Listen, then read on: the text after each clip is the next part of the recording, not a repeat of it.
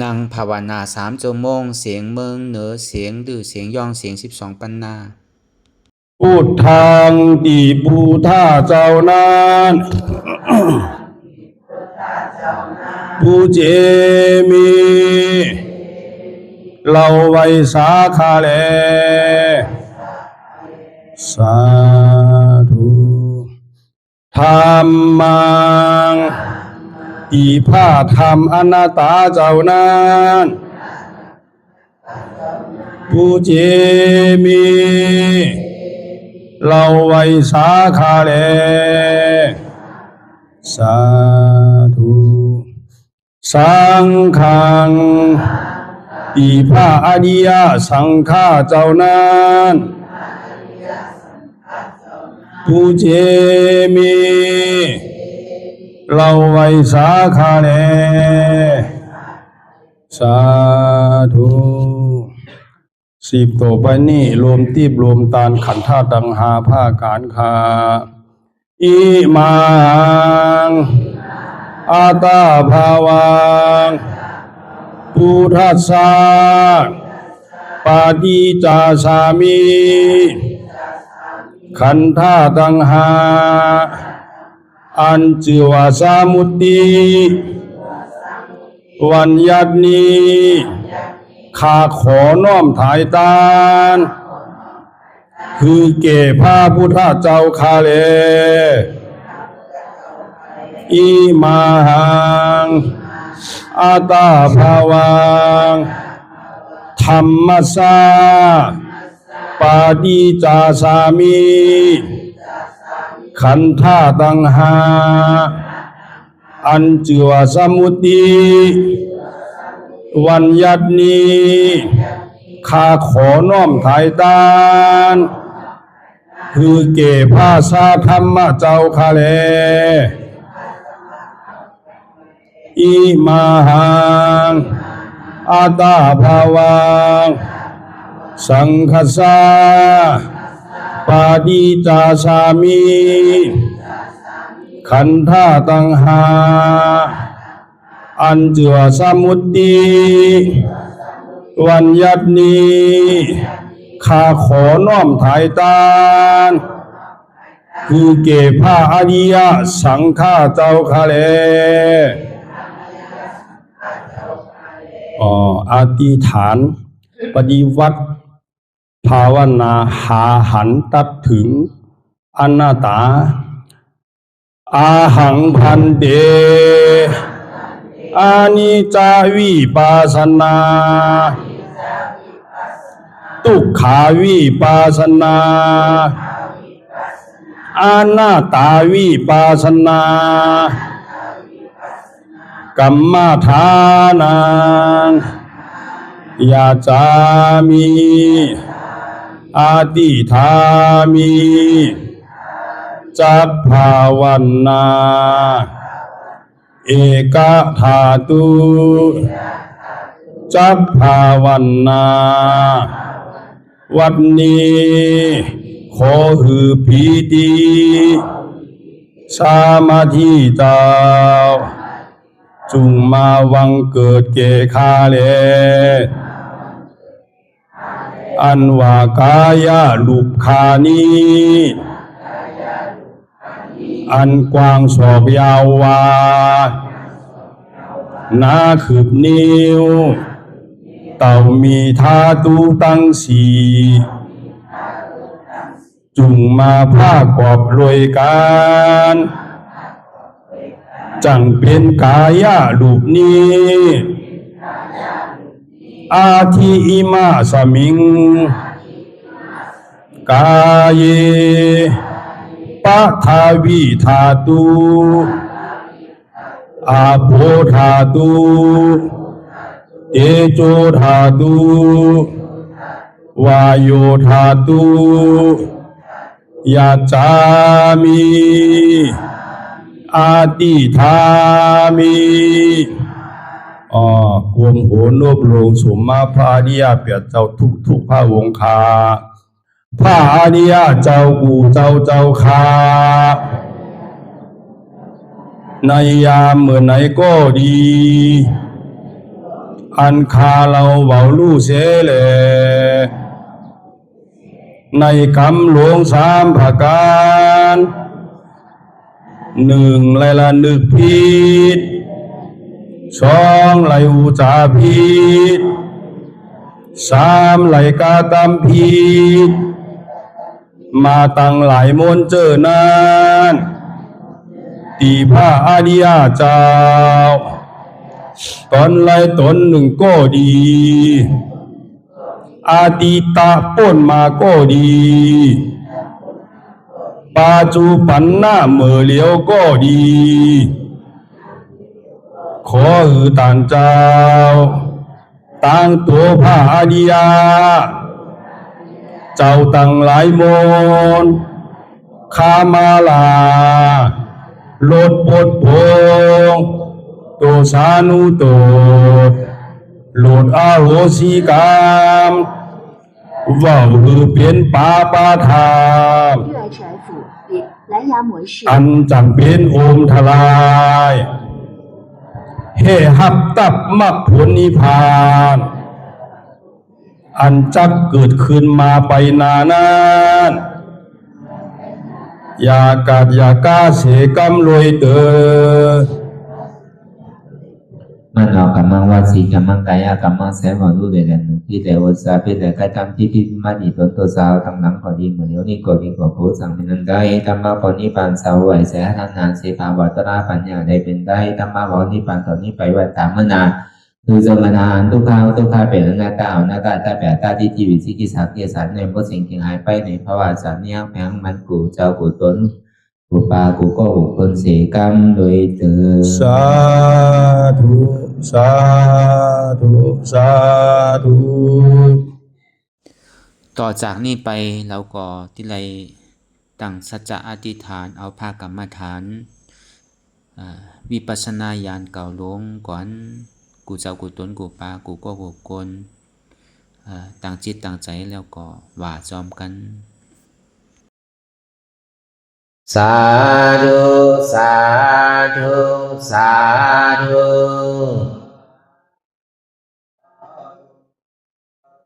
ผู้ข้าทั้งหลายขอตั้งศีลอธิษฐาน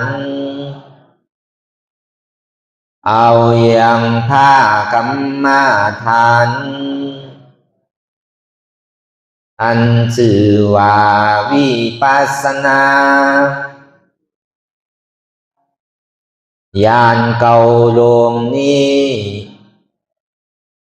มีอานิสงส์ทุกขังอนัตตาเป็นตน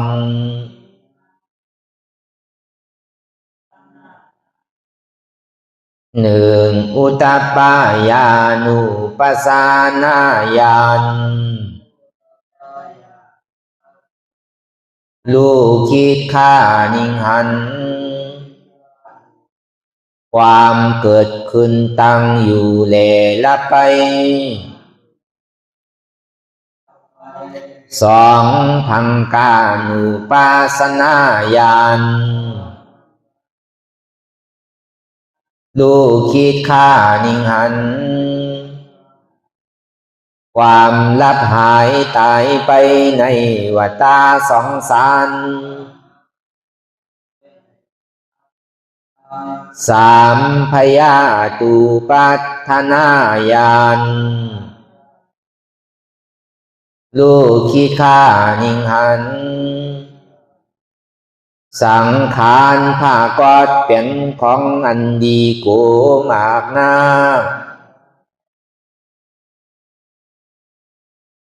สี่อาตินุวานุปัสสนาญาณลูกคิดฆ่านิงหัน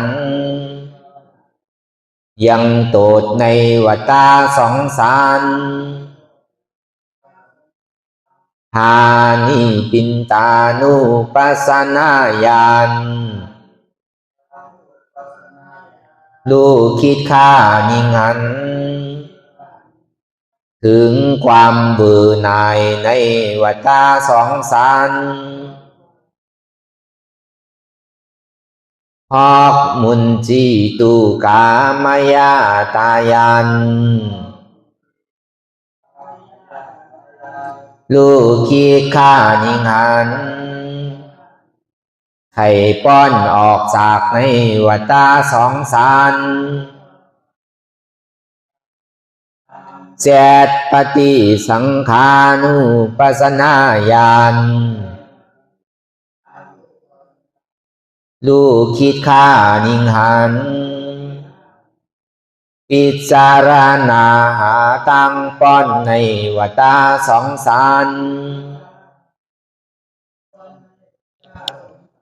แปดสังขารูเปขายัน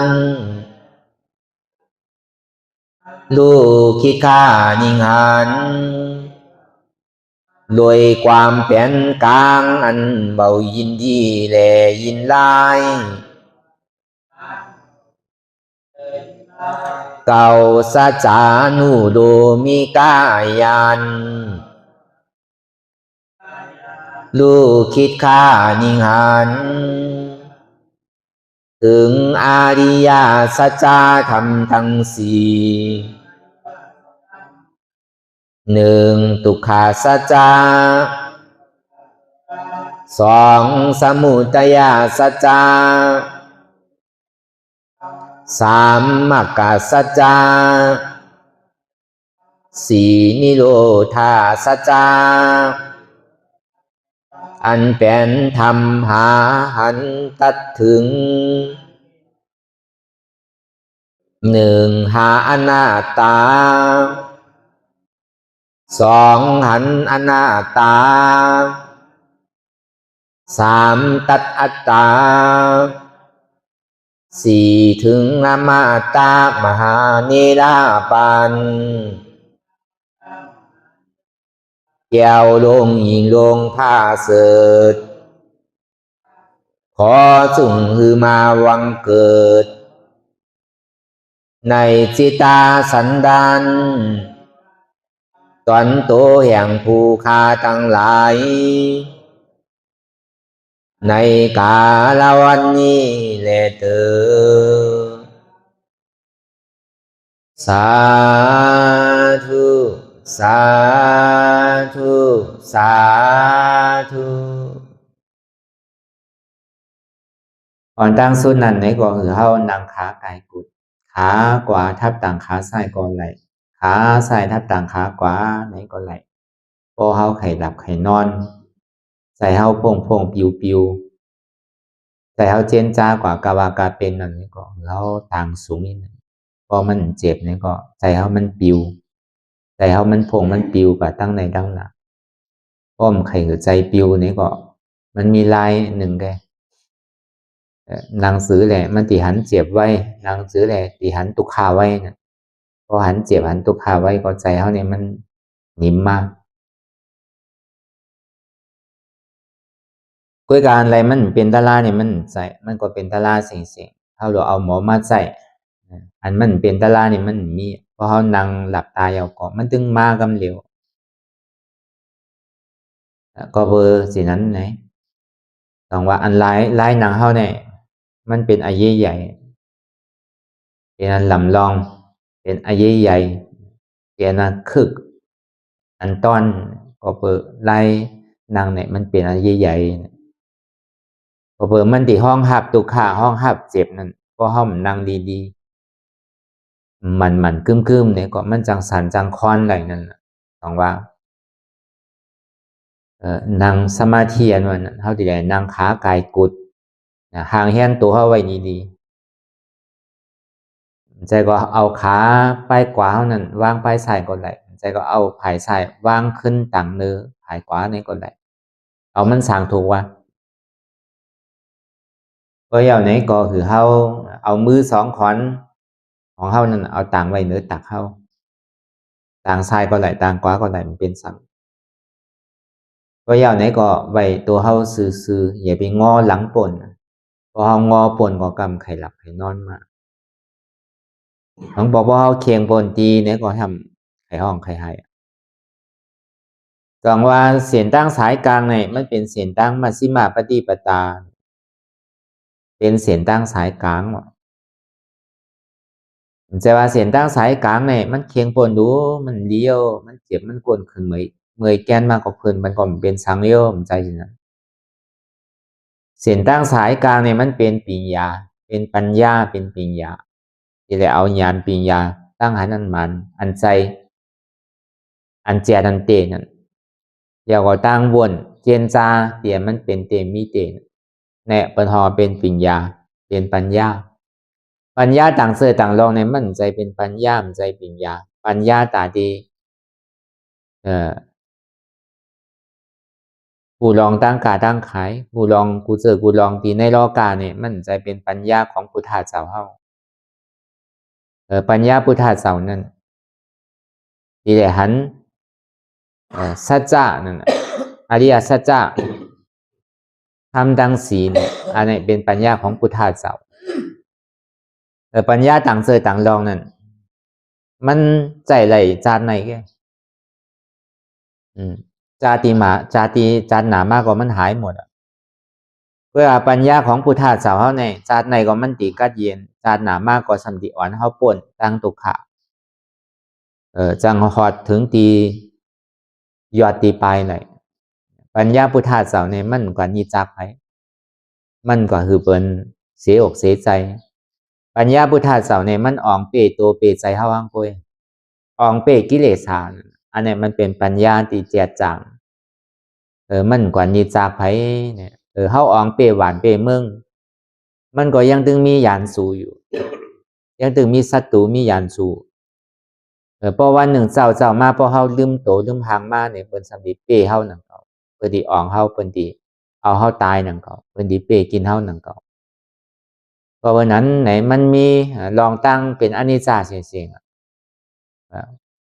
เฮาหยามเป็นผู้เก๋ผู้กลางไหว้มากกว่าเปิ้นมาแตนเฮาเฮาหยามเป็นอุกฐานนี่ก็ไหว้มากกว่าเปิ้นมาเป็นแตนเฮาเฮาหยามเป็นเจ้าเป็นขุนนี่ก็ไหว้มาเปิ้นสามารถเป็นเจ้าเป็นขุนแตนเฮาเฮาหยามอุบหวานอุบเมืองนี่ก็ไหว้มาเปิ้นสามารถอุบหวานอุบเมืองแตนเฮาเฮาหยามอุบในโลกัมภาลงในนี่ก็ไหว้มากกว่าเปิ้นสามารถอุบในโลกัมภาไว้ในนังเขา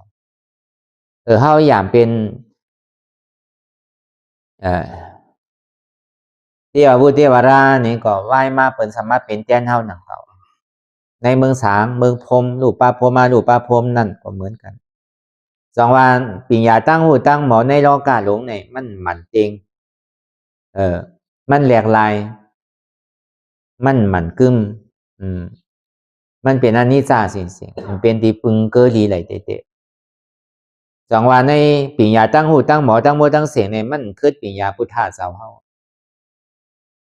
ก็วันนั้นปิญญาพุทธะเจ้าเฮาในมันตีอ่อนคือหวานเมืองเนี่ยกัดเย็นเมื่อพุทธะเจ้าเฮายังตึงมีอยู่ยังทรมานอยู่นั่นพุทธะเจ้าเฮาอยู่ตึกมีตัวอยู่นั่นทีไรขุนเมืองขุนออกค่ำก็ไล่กัดแขนในก็มันเจ้าข่าวกว่าหาดินนั่นกะซุ่มมากะฮอตราธรรมเทศนาปันเจ้าขุนเขาก็ยุ่มย้ำเกหลีศาสนาพุทธะเจ้าเฮายุ่มย้ำนับถือเนื้อพุทธะเจ้าเฮานี่ก็เขาก็ผ่านเหตุลองตั้งเมืองตู้จันเหลึกนั่นเขาก็ยอมลงเขาก็พัดตึกกันต่อกันสองว่าเพราะว่ามันไหลทำดาราพุทธะเจ้าเฮาในเนี่ยมันเย็นมันกัดเย็นดีจองเป็นสิ่งนั้นอยู่ที่ไรหวานใดก็หวานนั่นกัดเย็นอยู่เมืองใดก็เมืองนั่นกัดเย็นอยู่ที่ไรก็ที่นั่นกัดเย็นอยู่ในตัวในใจเฮาเนี่ยก็ตัวใจเฮาเนี่ยก็กัดเย็นเพราะฉะนั้นไหนยานปิญญาเมียวในเนี่ยเ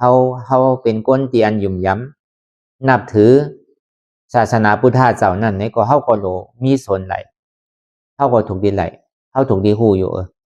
มันเมียนมาเฮหับตับไว้ปิญญาตั้งหูตั้งหมอเนี่ยมันโลไหลซื้อเอามันโลไหลหลักเอา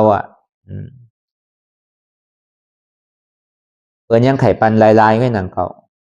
แล้วก็เปิดเพราะเฮาได้ปิญญาตั้งหูตั้งหมอของพุทธะเจ้าเฮาในเนี่ยเฮาสิกัดเย็นตัวเฮาก็กัดเย็นคนยิมอมเฮือนเฮาเนี่ยก็กัดเย็นคนในหวานในคงในหวานในเมืองเนี่ยก็กัดเย็นอยู่เมืองใดอยู่ในเมืองสวรรค์จันทร์พาในเมืองพรหมรูปปาพรหมารูปปาพรหมเนี่ยก็เป็นเดียนกัดเย็นกว่าสิ่งก็เบอ มันก็เย็นในเฮ็ดถือมันมีเมื่อยาวเมื่อสุดเมื่อเสียงให้ปอกกันปีญาตั้งหูตั้งหมอในรองการนั้นมันหูมาปุ่นตาตีเตียกเตียงกันแกตาที่เป้กินกันแกตาที่หาป้ายมังมีเหลือกันแกเกาก็ไข่มีเหลือเมื่อก็ไข่มีเหลือเกาเพราะบนเปียงเฮาก็ซ้ำให้เนื้อเบิร์นใช่ไหมเพราะบนตกเตรียมเนื้อเฮาจะในใจสังมันติมีรองตั้งสินั้นเป็นเฮาไข่แคมเหลือเบิร์นเฮาไข่เบิร์นเปียงเฮาเนี่ยมันเป็นอันเคียงกันกว่าสิ่งในโลกล้อกาหลงเนี่ยแต่ว่าในรอปีญาตั้งหูตั้งหมอในรอกาเนี่ยมันเฮ็ดถึงฮอดถึงไหมมันเย็นกว่าโจเก็บโจข้าวก็กับปีญาพุทธาเสาเนี่ยมันดีเฮ็ดถึงก็เย็นในภาวะจัดในเดชันน่ะพอเบอร์นั้นอันเท่ามาสร้างตื้อกำภาวนาวิปัสสนาในก็เปิดเฮาแหละมาเห็นหูเอาปิญญาตั้งหูตั้งหมอของพุทธาเจ้าเฮาเอาสร้างไว้ในตัวในใจเฮาเพราะมันเป็นสิ่งนั้นมาเนี่ยไหวมาเนี่ยพอเฮาอยู่ดีกินหวานมาพอจำตายมาเนี่ยเฮามันจังเป็นที่พึงสังเกตมีเงินมีคำก็มันจังยาวเท่าไหร่มีออกจากข้อของยาดนามีปีมีน้องมีลูกมีหลานน้ำในก็มีไผมาจอยเฮาไหร่หรือเสว่าตัวเฮาเนี่ยดีไรจอยตัวเฮาไปต้องว่าอาตาหิอาตานอนาทอมีตัวเจ้าเก่าก็ว่าดีไรปึงอิงตัวเจ้าเก่าก็กาตาดีปึงอิงตัวเจ้าเก่าไหลนั่นเพราะเฮามีธรรมเนี่ยมีนำธรรมคำสอนของซาบัญญูเจ้านี่ก็มันจังเอาอะไรเป็นที่ปึงเตเฮาเดี๋ยวสังเป็นที่ปึงเตก็มีไผตาดีมาจอยคือเฮาบ่ป่นไหลหรือเสพุทธาเจ้าเขาเจ้ายาหันตาเจ้าอริยาเขานั่นหรือเสหลวบอกเนเสียนตั้งเด้ก้อยกาเขาถอมอยู่ก้อยในเพราะเขาไหลมาสร้างมาตื้อมากรรมก็เข้าติ่มปองก็วันนั้นเขาไหลมาอ่อนกันเห็นอยู่พ้องย่ามือเหลียวไหนเขามาหวานเสือหวานพันเขามาปลูกมาสอมไว้เขามาเห็นหัวตั้งหมอไว้ตาที่เป็นอาล่างเขาเลยสังตาที่เป็นนำเมียเท่าเลยสังตาที่เป็นยาดนาเตียนเปิ้นจังหลักจังจนจังอยากจังเอานั่นในห้องเป็นยาดนาเขามาหาเกี่ยวหาแสงหาพระรายตนาตรายตนาสังขายตนาเยตนามิวในมีไผมาหลักมาสวนมีไผมาหิมเอาไหลเข้าปันก็คือก็มันยังตื่นมันยังคืนขนาดนั้นมันมีมือเสียงอีปอกอย่าไปกลัวมันยอมเข้าปันกว่าเข้าหัวกว่านี้ก็จำเป็นนำต้อนพ้อนดีตาเข้าแทงก็เบอร์นั้นในเยตนากูเจอกูลองตั้งนอกนั่นนี่ปันกว่ามันหมอสิ่งมันมีไว้ก็เปิ้นจังหมอหลักหมอจนมันยังจังหมอหายตรงยังจังหมอลู่หมอซุ่มจังมีเพมีไพ่เนี่ยเพขุนได้สังเพนำเพไพ่ได้สังเพสภาวะได้สังเพกลหลักกลสนได้สังเพลูกเพหลานเท่านั้นได้สังเนี่ยก็ยังจังลู่จังซุ่มยังจังหายหย่อนมันเฮามันจังเป็นเดียนกัดเย็นเสื้อสารไหลเวลาญาตนาดีมันอยู่ในหมากโหใจเฮาในโจรก็มันจังหลักเอาขุนเมืองก็มันจังหลักเอาให้สภาวะนั้นก็มันจังหลักเอาลูกเฮาหลานเฮานั่นก็มันจังหลักจังจนเอามีไผหลักไผจนเอามันมีในตัวในใจเฮาไว้อยู่เพราะฉะนั้นในอันเฮาถูกตีหาเนี่ยสองว่าอันนี้มันแมดหรือเสเปิ้นเยตนามิวในปิญญามิวในเนี่ยมันมีอันปิญญาต่างเสื้อต่างรอมาแตกนึงไหลก็เบอร์นั้นในแต่อันเฮามานางไหลทอมไหลยินอยู่นั่นในก็แต่ว่าเฮามาเห็นหัวอันเฮามาเห็นหัวนั่นห้องว่าเป็นหือเป็นสุตตามายญาณขอเมาเห็นเนาขอสังกัมสอนของพุทธาเจ้าอันนี้เป็นห้องว่าสุตตามายญาณเป็นญาณอันเฮาได้ทอมได้ยินเพราะว่ามีลองตั้งหูมีลองตั้งเข้าใจได้ทอมได้ยินเนี่ยก็เฮาก็เฮ็ดกว่ากาวากาเป็นนั่นอันนี้จะเป็นสังทุกขาเป็นสังอนัตตาเป็นสังเฮาก็ฮู้เฮาก็ย่ำนอนวัดนอนว่ามานามารูปังอนิจจังนามารูปังทุกขังนามารูปังอนัตตาอันนี้เฮาได้ย่ำพอย่ำรอดอยู่เพราะเฮากันนอนวัดนอนว่าเฮาตัวหมังนับก็เหมือนกันสินั้นอนิจจทุกขาอนัตตาอนิจจาเป็นสังทุกขาเป็นสังอนัตตาเป็นสังนี่เฮาก็ปองเพราะเฮาไหนมาจ้างตือกรรมเฮาไหน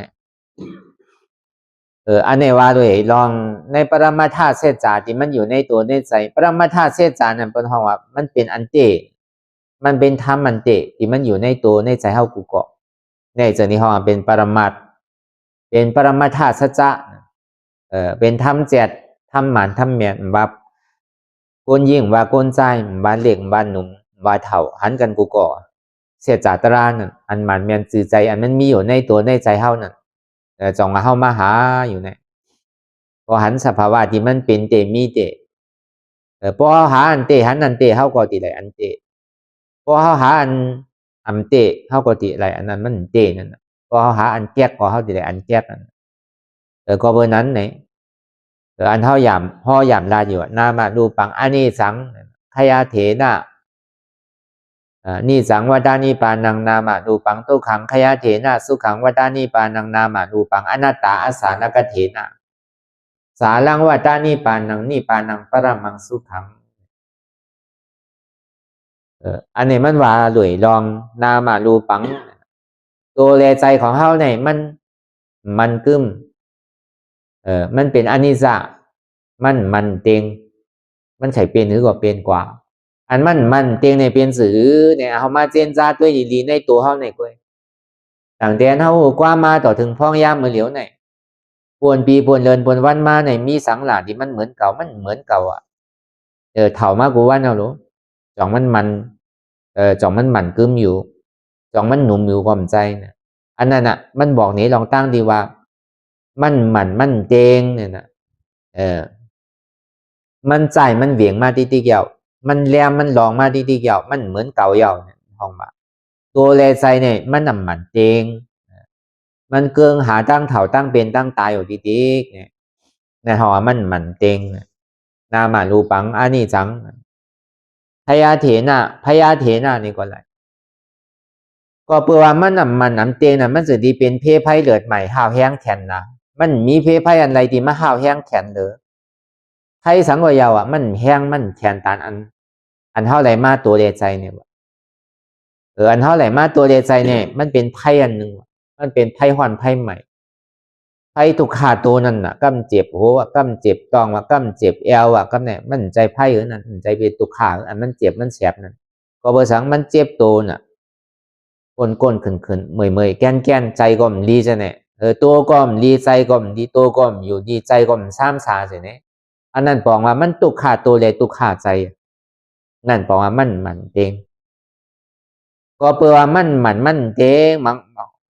วันหนึ่งมันเหมือนกันเนาะบางปอกวันไหนอยู่ดีอยู่กามปอมาสัมป้อมอยู่ดีอ่ะเมื่อไหนใหม่เมื่อฟูมาสัมปอกาเดียวอ่ะก็เปลือนั้นอ่ะมันเหมือนเก่านั่นน่ะมันไข่เป็นหรือว่าเป็นกว่านั่นอันเปียวอันม้วนนั้นมาโจแก็บโจข้าวกันกามบ่อยากตุกขาสัมมาเถียงกามบ่อยากไข่โคก็โคกามไข่ไห่ก็ไห่กามไข่ลีก็ลีกามไข่จ้าก็จ้ากามไข่ตุกขาก็ตุกขากามไข่สุขาก็ปอเกิดขึ้นเป็นมาก็เปิดนั้นอ่ะมันเจงเนี่ยจองว่ามันเป็นเพเป็นไพ่เตะเพไพ่ดังนองในย่ำลีโกอ่ะเพไพ่ดังในเนี่ยมันลีโกนาวะเพอันมันอยู่จำเท่านั้นเพเจ็บตัวเลยสังเพศเจ็บใจเลยสังสันเนี่ยมันตุกขาน่ะมันเป็นเพศไพ่เตียนเท่าไหร่หูไหลนั่นน่ะตั้งนอกก็แต่มันหูรู้ว่ามันเจ็บหมอกกระหือมันเสียบหมอกคือมันแก้นหมอกกระหือในเปิ้นหูเฮาเจ็บน้ำหมอกกระหือก็เปิ้นหูเฮาเปิ้นสัมเจ็บน้ำหมอกกระหือเฮาก็หูเปิ้นหูหลวยตัวไผใจมันแกถึงที่ห้องเป็นสัจจะนั่นน่ะเพราะว่าอันหมานเมียนที่มันมีเตอยู่ในตัวในใจในยุคในนามเฮาเนี่ยในรูปธรรมในนามธรรมของเฮาเนี่ยแต่ว่ามันเป็นพยะมันมีเพไพอันไรที่อันมันคืออันไหนนี่จังว่าด้านี่ปานังเนี่ยอันที่มันหมั่นกึมเนี่ยมันมีไข่ไหลนะเนี่ยอันที่มันหมั่นเตียงเนี่ยมันมีอันหมั่นเตียงเนี่ยมีเนี่ยเป็นสังเนี่ยเป็นนิพพานนิพพานเนี่ยเป็นเตียนหมั่นเตียงว่ะไข่ไหลห้าเนี่ยก็ไข่ไหลก็โลเหตุถึงมันไหลโลจ้างถึงมันไหลนิพพานนั่นวันเพราะมันหัวจอดถึงที่นิพพานเนี่ยก็มันหมั่นเตียงนั่นมันหมั่นกึมนั่นมันเป็นนิจานั่นอันไหนนามารูปังเนี่ยตุขังเนี่ยขยาเถนะสุขังวัตานิปานังก็เบอร์ตัวเฮาได้ใจเฮาในมันอ่ำหมันเตงมันจะดีเป็นตุกขาว่ะเพราะว่ามันหมันเตงว่ามันโดเป็นตุกขาเพราะมันอยู่ดีอยู่มันเถ่าเกมันเหมือนอกเหมือนใจเฮาก็มันโดมีตุกขาก็เปลือว่ามันเป็นสิ่งนั้นนู้มันเถ่ามามันเก๋มามันเจ็บมันใหม่มามันตายอยู่นู้ก็เบอร์สิ่งนั้นน่ะตัวเฮาจังดีตุกขาใจเฮาจังดีตุกขาว่ะมันลูกตีอันมันหมันเตงเนี่ยมันสิดีเป็นตุกขามากว่ะ พญาเถนะเนี่ยมันมีอะไรที่ตุค่าเหลืออันเท่าไหร่มาตัวเรใจเนี่ยตุค่าเหลือในก็มีเอาอ่ะจองว่าเป็นตุค่ามอกก็คือตุค่าเป็นคืบนะเป็นสองนะเป็นว่านะเป็นหลักเป็นสิบเป็นปากหลักนะก็หู้เปิ้นเจ็บมอกคือเฮาก็หู้เปิ้นตุค่าน้ำมอกคือเฮาก็หู้ไหลเฮาซ้ำตุค่ามอกน้ำมอกคือก็เปิ้นซ้ำหู้เฮาไหลนังเก่าก็เปิ้นนั้นหู้หลวยโตไผในใจมันว่าตุค่าเนี่ยต้องว่าพวกเฮามานั่งเฮาหาเฮาที่หันเฮาตุค่าเป็นสือเนี่ยก็มีเปิ้นหู้เฮาไหลโดบางพอเฮาไกลลาดไกลว่าวน่ะก็เนี่ยตุค่าใจน่ะเปิ้นหู้เก่าไกตั้งดอกแต่อาบเหมือนหนังเก่าเปียวอยู่มวนอยู่เสื้ออยู่với cả tăng nayก็เนี่ยมันเปียวสีเราอะย่อกาตั้งเจ็บตั้งใหม่ตั้งไข่ตั้งหนาวก็เป็นกว่ากูเจอกูลองกำเจ็บตั้งใส่กำเจ็บตั้งกว่ากำก็เป็นเยียวหวานว่ากำก็เป็นเดือดสูงว่ากำก็เป็น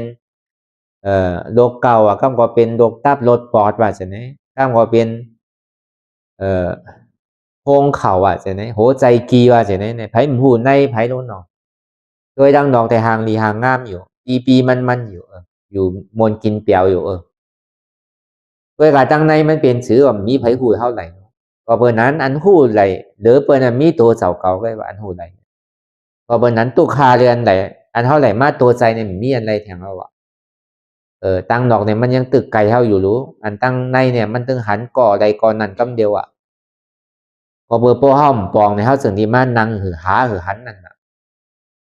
กูปองในเท่าปลายมันรู้เพราะต้องเจ็บมากกว่าเขาก็หากินยาเพราะเป็นไตเป็นเนื้อมากกว่าหาสาวุนสามารถวิธีกันน่ะเฮ็ดกว่าเฮ็ดมากกว่าเอาอาหารลาตั้งกินเท่านั้นเป็นยาไปเราเอายานั้นเป็นอาหารลาตั้งกินเท่าไปเราเป็นสิ่งนั้นนั่นน่ะมันปีจอมหยกจอมยาไงลูกมันปีมันจอมหยกจอมยามันปีมันจอมยานำเกลือไงลูกมันใจปีมันจอมอาหารลาตั้งกินที่เต้นพวกเฮากลับมาเหลียวเนี่ยอันนี้เฮาฮู้เลยตัวไผใจมันกูเกาะตั้งตัวคานได้ทบได้ยาสินั้นเนี่ยอันฮู้นาเลิเปิ้นให้เป็นตัวเฮาอ่ะสุขาวตานิปานังเนี่ยมันมีตุขาเสตาเนี่ยก็ที่สุขานว่านั้นมีว่ะที่สุขาเตเนี่ยมีอยู่ว่ะมีเต็มใจว่ะเฮาสำถามว่ามันมีอยู่ว่ะมันสมีที่ใดเนี่ยมีที่นิพพานว่ะมีที่นิพพานว่ะป้อมถึงนิพพานแต่ก็ตุขาเนี่ยยังตึกที่เป็นอยู่ตึกที่มีอยู่อ่ะในเมืองโครงการทั้งหมดทั้งเสียงใน36จันนั่นตึงตุขามันหมดมันปนไหลป้อมเมิมไหลได้เข้าถึงนิพพานแต่ก็ยังติดตุขาอยู่เพราะฉะนั้นในสุขาเนี่ยมันมีเนี่ยใครไหลนะเป็นนิพพานเพราะใครไหลก็ดูแลเฮ็ดถึงมันได้เนี่ยนามารูปังอนัตตาเนี่ยตัวแลใจเฮาในดีเตเนี่ยมันใจเป็นของเฮาเตว่ะเฮาซ้ำอยู่ว่ามันเป็นของเฮาว่ะมันจะดีตุขานั่นน่ะเนาะเพราะเฮาฮู้ว่ามันใจของเฮานี่ก็มันอิ่มตุขานั่นดีเดนั่น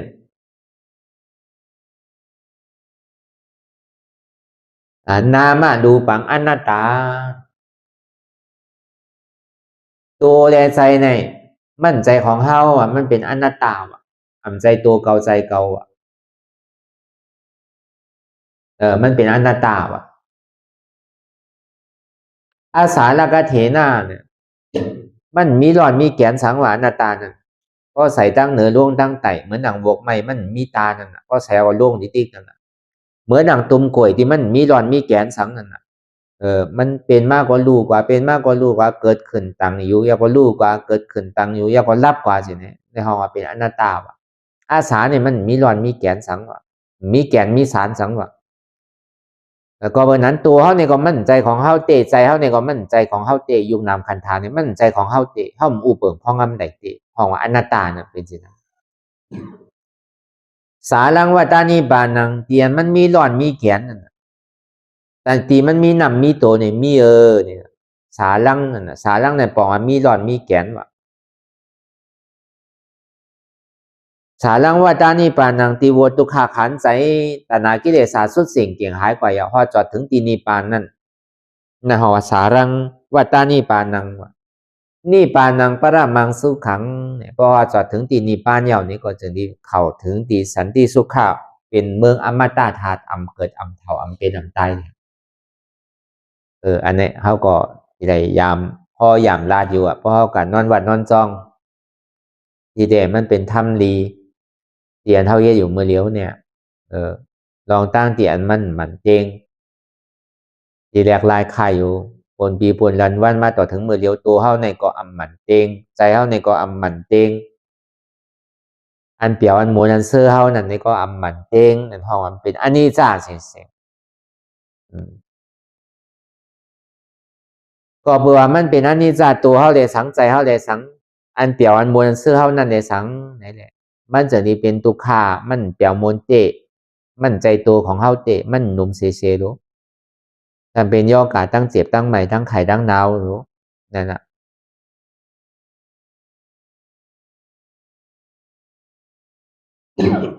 จังว่ามันเป็นตุกขาขันใจเนี่ย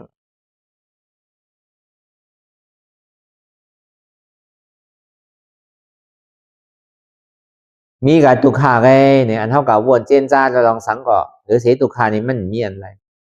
แต่วนซื้อก็อยากเจนจ้าซื้อก็อยากปอกขึ้นมาเป็นตุกขาดีๆแกเจ็บซิมตุกขาดีๆแกจังว่าตุกขาตัวก็อย่าไปคือตุกขาใจนั่นคือเขาหมอไว้ว่างใจอะไรอันเท่ามาปรึกษาตือกรรมตลากันเนี่ยก็บนนั้นเพราะปองแสงเลี้ยงใจหน้าตาเยาวนี่ก็มั่นใจของเขารู้เนี่ยก็เขาก็ดีคู่ดีปองมากเพราะเขาปองแสงเลี้ยงใจหน้าตาเนี่ยเขายังตึกว่าเป็นตัวของเขาอยู่เป็นใจเขาอยู่ดีๆเป็นเจ็บเขาดีๆเขาก็หาไล่ตาดีปลายมันหือตัวเขาเพราะอยู่ดีกว่าหือใจเขานั้นเพราะกัดเย็นกว่าเย่บีมันมีเจ็บมีกลมีขืนซ้ำเนี่ยเว้ยกับเขาไขหาซื้อเนี่ยก็มันเป็นเหมือนอย่างนั้นมันดึงมันคือหมดดีๆกะมันดึงตัวข่าวดีๆกะมันดึงเป็นอนัตตาดีๆกะอันนี้จะเดนิจาเดสังสุขาเดสังอมตะเดสังมันมีเนี่ยเพราะห้องเห็นจังตื้มกรรมเพราะไข่มันหมดสุดเสียงเกียงหายกว่านั้นอันเจ็บก้นขึ้นเหมยแก้นนั้นอันเกิดเถ่าเป็นตายสไหนมันเป็นตัวตุกขาไงตีเต็มมันใจเป็นอจองมันเตะเหตุมันเต็มใจมันเป็นผลของตุกขาไงเหตุทางเอาจ้องมันเตะเนี่ยก็เปิดสังเนี่ยก็เอากว่างมันเตะก็เปิดตัณหากิเลสานั่นอ่อนโหโทนอ่ะอัตตาล้อพาเลยมาหน้า3ตัว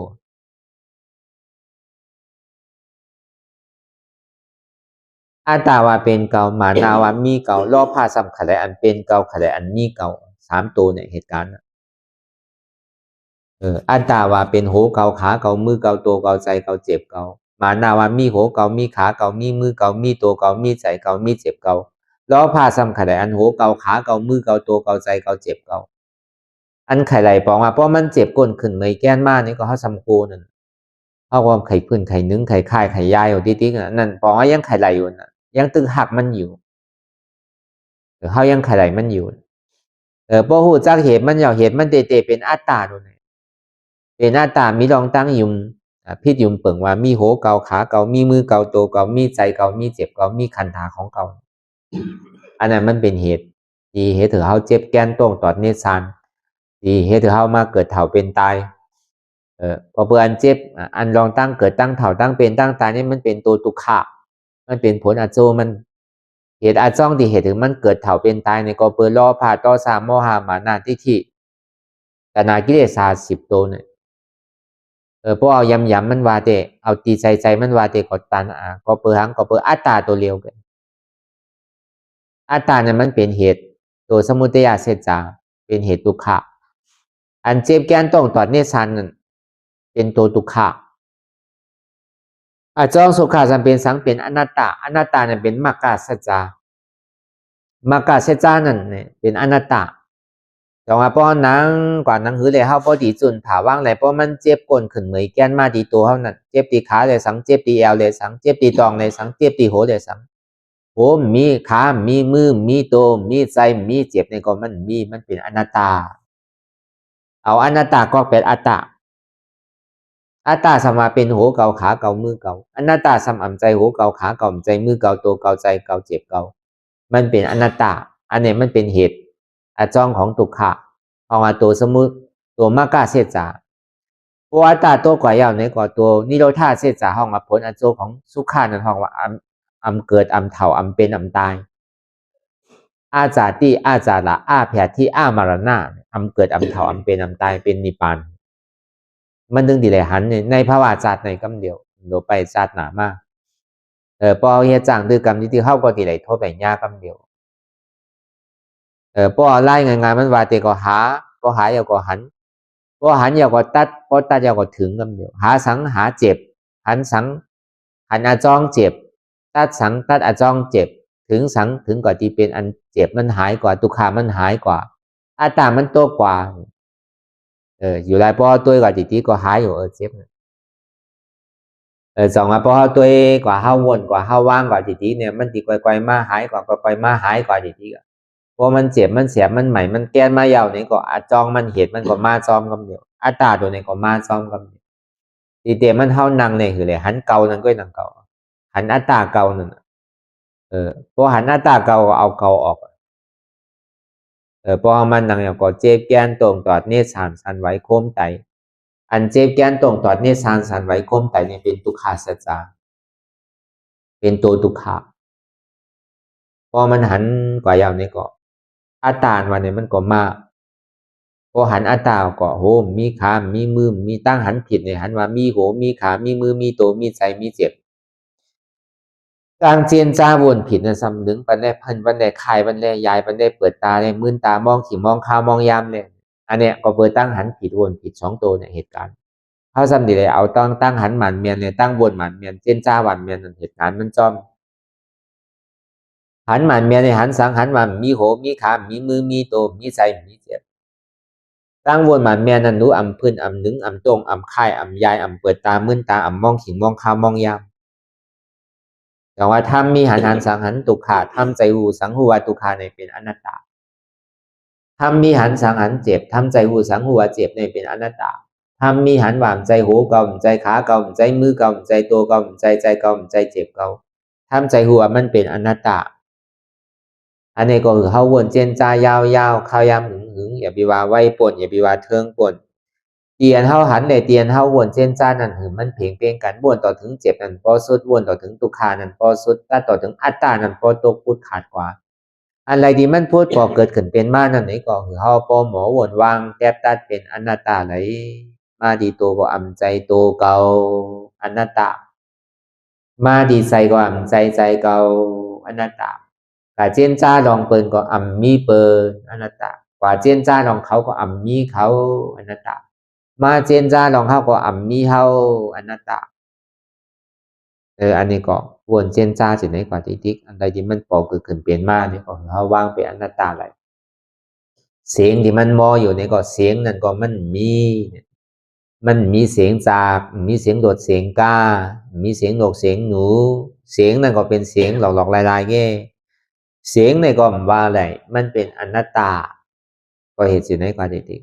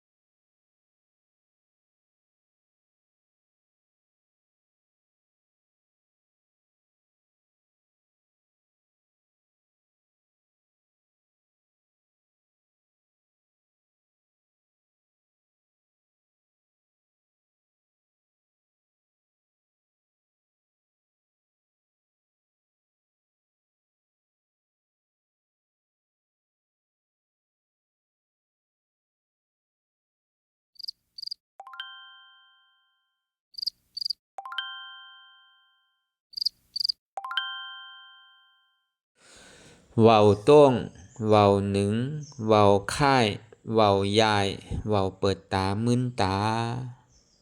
อย่ายอมซุมใจอัตตาอันมันจี้สังเฮาหือหนึ่งหือโต้งหือค่ายหือพื้นหือเปิดตามึนตานั่นอย่าปี้ปันยอมกันไว้ใจหัดหานี่แหละสืบการสัมมาทิฏฐิต่างหันจอบสัมมาสังกัปปะต่างพิจารณาจอบสัมมาทิฏฐิต่างหันจอบในหันช่างเนี่ยหันอันเจ็บเกียนโต้งตอดเนตรชานสันไหวคมไตไม่กัดอ่อนแข็งจู้ตุ้มจับยายจึมหยอดเกิดลับเป็นดูห้องว่าหันถาดดินนำลอมไพอันเจ็บแกนโต้งตอดเนตรชานสันไหวความไตนั่นเป็นวายโยถาดลมมันใจเก้ามันเป็นอนัตตาไม่กัดอุ่นหนาวนั่นเป็นตีโจถาดไฟมันใจเก้าเป็นอนัตตาอันนักเว้าอันอ่อนแข็งนั่นเป็นปฐวีถาดดินมันใจเก้าอนัตตาอันเป็นอันดูอันเกิดอันรับอันจับอันยายอยู่นั่นเป็นอาโปถาดน้ำมันใจเก้าเป็นอนัตตานี่ก็เอาถาดลิ้นถาดไฟถาดน้ำถาดล้อไม่แหล่แก่ไปอ่อนตังเหมือนเฮาสืบข่าวตังยาพื้นไว้นี่ก็เอาถาดลิ้นน้ำลมไผ่นั่นแก่หลีดไปบางปอกเฮาอย่างไปข่าวตังมันตอกลกตอกอุ๋งมีเศษมีน้ำเป็นเศษตังหยาบนี่ก็เฮาก็เอาถาดลิ้นน้ำลมไผ่แหล่แก่ไปเพราะว่ามันไปได้ง่ายๆล้อมๆยาวนี่ก็เฮาก็สำคัญสืบวางถาดลิ้นน้ำลมไผ่แหล่สำคัญหันตุกขะวนตุกขะเป็นอนัตตาหันเจ็บวนเจ็บเป็นอนัตตาไปติ๊กหนึ่งมานี่ก็อย่าพี่โกเนี่ยเจ็บมาก็คือก็อย่าคือเฮาหมอผมจอมคือเฮาหมอยินดีต้อนรับเจ็บนั่นอย่าพี่โกมันยินดีต้อนรับอะไรวางเป็นอนัตตาอะไรสองมาก็อย่าพี่ก้านเตอก็เปิดว่าเวลาข่าวยามมันก็ไปถึงเตอสามนี่ก็อย่าพี่ข้านเจนจาอย่าพี่ข้านพิจารณาอย่าพี่ข้านวนก็เปิดการวิปัสสนาเนี่ยมันเป็นการตาที่หันเดที่เจนจาตั้งหันจอบเลยตั้งพิจารณาจอบที่เลยเอาปัญญาวนเจนจาไปจอมก็อย่าพี่ข้านอย่าพี่ลืมเนี่ยอันเฮาเหตุการณ์อยู่เหมือนเหลียวนี่มันเหตุการณ์ตาเฮาไกเนี่ยมันจะว่าเหตุตาเปิ่นเฮาเฮ็ดก็เฮาไหลเปิ่นเฮ็ดก็เปิ่นไหลเปิ่นกินก็เปิ่นอิ่มเฮากินก็เฮาอิ่มมันใจตาไพ่สีมาเนี่ยคือเฮาตื่นหูโตไว้กูกินกูข้าวยามอย่าพี่กลุ่มกะเจนจาไปตังหลังอย่าพี่กลุ่มกะเจนจาไปตังหน้าคือเฮาตื่นอยู่กับปัจจุบันพองยามเหมือนเหลียวเฮาเฮ็ดการอันไหนนี่ก็คือเฮาปองแสงแรงใจการอันนั้นเฮาเฮ็ดการเหมือนเหลียวมันเป็นการส่วนตัวเฮาการวิปัสสนานี่ก็คือเฮาปองแสงแรงใจการวิปัสสนาคือมันอยู่กับปัจจุบันพองยามเหมือนเหลียวอย่าพี่กลุ่มกะเจนจาตังหลังตังหน้าที่ดิกคือเฮาตื่นอยู่ปัจจุบันเตี่ยมันมีอยู่เปลี่ยนอยู่หันเจ็บหูเจ็บมีเจ็บหับเจ็บวางเจ็บเป็นอนัตตาหันตุกขาหูตุกขาหับตุกขามีอยู่ตุกขานี่มันใจเก้ามันเป็นอนัตตาอันนี้ก็คือเฮาไว้ใจให้ท่านทันหานี่แหละสืบการอนัตตาวิปัสสนาไปทางหน้าแทง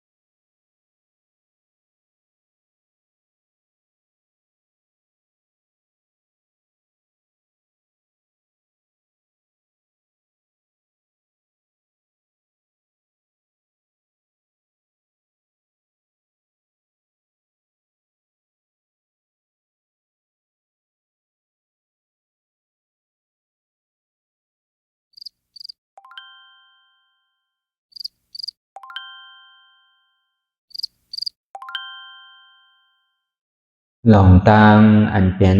อยู่ทุกสื่อทุกอย่างอย่าคลองคำไว้ที่ใส่หูถอดถอนออกที่ใส่หูมันออกเสียงก่อนสภาวะไหนก็ดีหลองตังอันไหนก็ดีอันเกิดขึ้นมาที่โตที่ใสที่เสียบเท่านั้นถอดถอนออกที่ใส่หูมันออกเสียงสภาวะอยู่ถัดสี่ประการเท่านั้นแจบแกนต้มตอดนิดสานสันไหวคอมไปไม่กระดอนแข็ง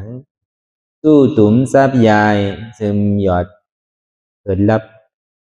สภาวะอยู่ถาดสี่ประการเสื้อนั้นตีหนามถาดไปหูจักตีอัตตาไปยึดไว้ว่ามีโตมีใส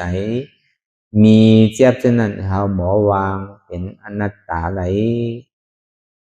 ลองใสอันโค้งผิวอยู่อันเฮาวันดึกว่นเหลืออยู่เป็นเดิมเป็นลาวอยู่สนั่นสั่งเฮาถอดถอนออกตีใส่หูมันออกเสียงก่อนย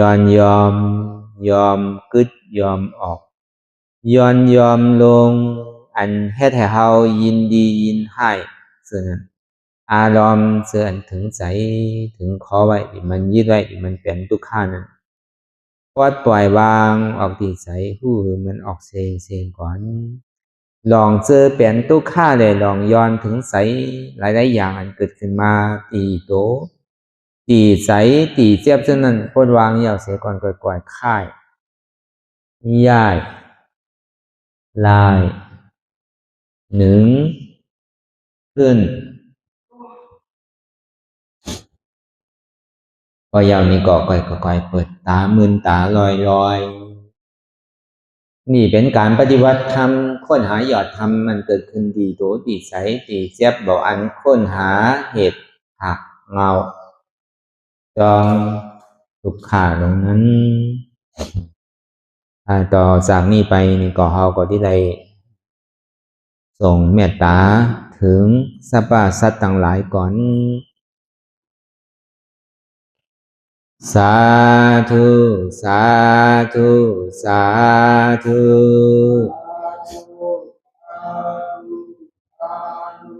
ผู้ข้าต่างหลายขอเชิญเอาอย่างเทศนาวุญที่ผู้ข้าต่างหลายไหลกาตามมาแล้วในวันนี้คือว่าไหลคือตานรักษาศีลรับตาภาวนา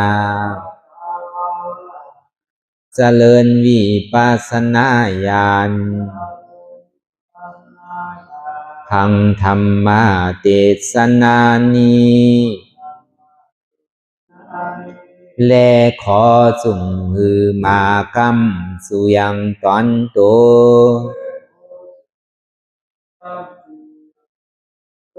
แห่งผู้ข้าตั้งหลายมนคือไล่รับความสุข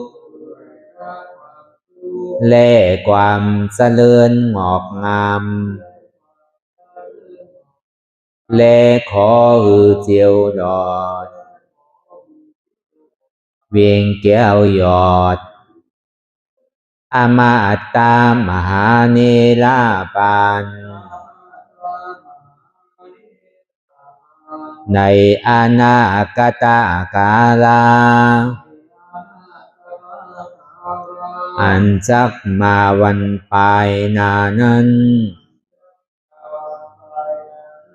แก่ผู้ข้าทั้งหลายมนทุกตนทุกองทุกผู้ทุกคนและเตือแทงผ้ากันหนึ่งผู้ข้าทั้งหลายมนข ขออุทิศนาบุญทั้งหลายมวลผุงนี้ไปแผ่พายถึงเทวาวุตเทวาดาพญาอินทร์พญาพรหมพญายมมาราชพูดหนักน้ำไอโซนนางธรณีและสรรพสัตว์ทั้งหลายและหมู่ชยาข้าคุณทั้งหลายมวลอันไหลอานิสากรรมไปสู่ปาลาโลกปลายนานั้นขอส่งโจรกันมาสาธุอนุโมทนาจอมจนยินดีแล้วคือไรโจรกันป้อนจากทุกข์ถึงสุขทุกโตสัตว์เลเตอสาธุสาธุสาธุอิตังมิปุญญังอาสวะคายังนิพพานังวะหังโหนตุมาปุญญาภากังสเปสัตตานังสมาลาพันตุอิตังมิปุญญังอันเราขาไหลมาถือกรรมปฏิบัติวิปัสสนาภาวนาอาหันยอดธรรมอนัตตานิอาสวะคายังเป็นนันผาทรัพย์ตัดเปียดอาสวะสี่ภาการเสียแล้วเนี่ยนิพพานังติพานิพพานันผลตุคือไรถึงเสกรรมขามาปุญญังภากังขอนดีอันคาได้มานั่งวิปัสสนาภาวนาส่องยืนปันสเปสัตตานังแต่เอาป่อแม่พี่น้องญาติกาผู้ว่าอุปาสัยอาจารย์ครูสลาสั่งสอนมิตรเสี่ยวสหายและสรรพสัตว์ทั้งหลายมวลสมาลาพันตุคือไลลาบานีสองผ่อนบุญกับลอยผู้คาทั้งหลายมวลเสกรรมลอยเตอสาธุสาธุสาธุ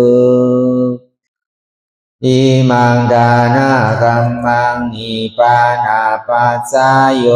นตุโนนิสังอิมังศีลากัมมังนิพพานาปัสสะโยนตุโนนิสังอิมังภาวันนากัมมังนิพพานาปัสสะโยนตุโนนิสังยังกินจีกุสาดังกัมมังกาตาปังกัมมังสาเปหิกาเตหิ คาตังปุญญังโนอานุโมดันตุสุนันตุพุนตุเยเตวะอัสสามิงทาเนอาทิกัตตาติขายุกาสัตตาหนตุสัพพะสัตตานังสุขิยาตานังปานิหารันตุมาตาปิตาสุขิตาหนตุทุกขาปามุตสันตุสัพเพยาติกาสุขิตาหนตุทุกขาปะสันตุสัพเพอายาติกาสุขิตาหนตุทุกขาปะมุนสันตุสัพเพปิสาสัพเพยัคขาสัพเพเปตาสุขิตาหนตุทุกขาปะมุนสันตุสัพเพนัคขาตาสุขิตาหนตุทุกขาปะมุนสันตุสัพเพเทวาสุขิตาหนตุทุกขาปะมุนสันตุสัพเพอาจาริยุอุปัชฌายาสุขิตาหนตุทุกขาปะมุนสันตุสัพพะสัมปาทินังสามิสันตุวันดามิพุทธังสัพพังเมโตสังฆามาทาเมพันเตวันตามิธัมมังสัพพะเมโตสังฆามาทาเมพันเตวันตามิสังฆังสัพพังเมโตสังฆามาทาเมพันเตวันตามิอุปัสสะอาจาริเยสัพพังเมโตสังฆามาทาเมพันเตวันตามิกัมมาฐานังสัพพังเมโตสังฆามาทาเมพันเตวันตามิอาลาเมพัทธาสีมายังสัพพังเมโตสังฆามาทาเมพันเตวันตามิเสติยังสัพพังสัพพะทาเนสุปฏิทิตาสารีลาธาตุมหาโพธิงพุทธาลูปังสักกาละสัตตานากาโลเกเทวาโลเกพรหมาโลเกสุมพุติเปลังกาติเปสารีลาธาตุโยเอสาธาตุโยอาลาหันตาธาตุโยเสติยังกันธากุติสาตุราเสติสาเสธัมมาคันเทสัพเพสังปาตาเสติยังอ่างวันตามิสัพพะโสสาธุสาธุสาธุ